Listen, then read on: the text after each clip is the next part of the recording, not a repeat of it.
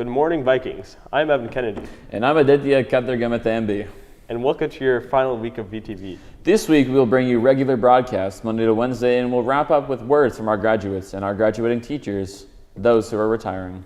Grads, if you have a message you want to shout out to the school, come by Studio 168 at lunch on Wednesday, and we'll be happy to film your farewell. Barrie North will be bringing back North Fest this year, this Friday, June 23rd. Classes are shortened to 40 minutes, and then will be over by 11 a.m. Funny. Festivals begin at 11:15 in the back parking lot. Color Clash event beginning at 11:45 to 1:30. Teams will compete in various challenges, gathering points for your grade. Each grade is assigned a specific color. The final showdown will be on the backfield at 1:30 p.m. Here's a brief breakdown of the event schedule for Northfest. Gladiator jousting inflatable. Adrenaline rush inflatable obstacle course. Dunk tank where you can dunk your teachers. Live music from the jazz band and paper jam. Snow cones and popcorn and freezies. That's English. Get ready to wrap up your fun school year with some fun. Do you ever get tired when your fitness track tells you that you've made 10,000 steps in a day? Well, what about running for 50 kilometers? I don't walk. This is just what Barrie North student Ray Gingras just did when he ran an ultra marathon a few weeks ago. Ray spoke with VTV's Luke about his experiences. What is your name? Ray Gingras. Run us through some of the feelings you felt during this race. Well, it was exciting, but it was also difficult. It was a really interesting course. What was your first thought after crossing the finish line? Relieved. I was just ready to go home. I was tired. True. Okay. Was there a point where you felt like you wanted to give up? Yeah, definitely.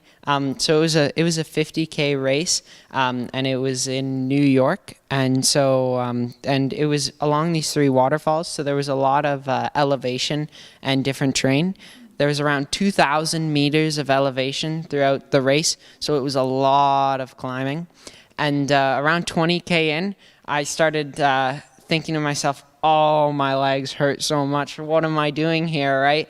And every single step just hurt a lot. But once I popped some Advil, it was all good. And I was back and I finished the rest of the race. Awesome. Okay. How did you prepare for the race? So I actually started training in December of last year. And basically it was a lot of winter running.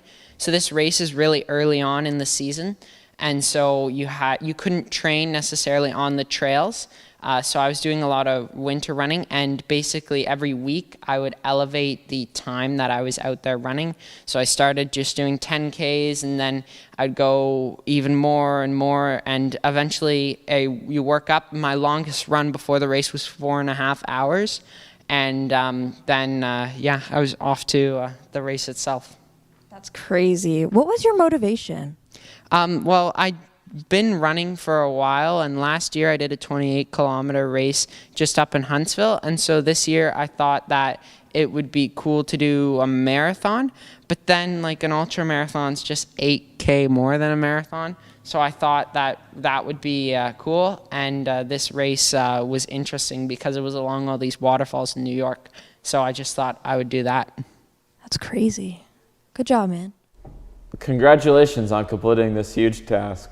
For students who have SEA equipment, this is a reminder to return your Chromebooks back to resource room as soon as possible. Students who are graduating need to return the computers by June 23rd. Attention all interested in playing senior football next year. There will be an important meeting on Wednesday at lunch in room 188 to discuss our season next year. Whoa. Please be in attendance if you are interested in playing. Also, all football lockers must be cleared out by Friday, June 23rd. Please take all of your belongings out of it and leave the lock on. Anything left in the locker will be thrown out. Please return all library books this week. Check your lockers, school bags, and at home. The library needs the books returned to complete inventory. It does not matter how overdue the books are, just leave them on circulation desk in the library. Le Papillon, BNC's creative magazine, has published its very first edition. There are posters up all over the school with a QR code. Give them a scan to check out their first edition.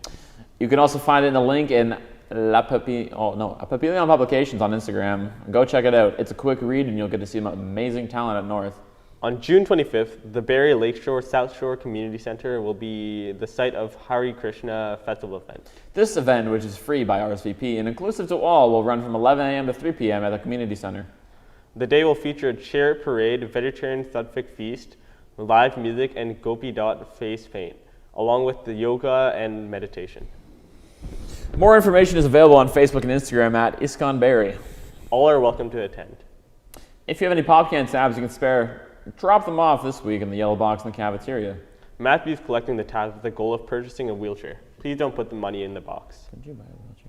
Over the summer, keep collecting those tabs, and you can pile them into the box once the new school year begins. If you have any news you want to share with the school, please email VTV prior to 8:30 a.m. daily. You can find us at vtv@scusby.on.ca. That's all from us today, Vikes. I'm Evan Kennedy. And I'm Aditya Kathirgamathandi. Have a marvelous Monday, Vikes. Take me off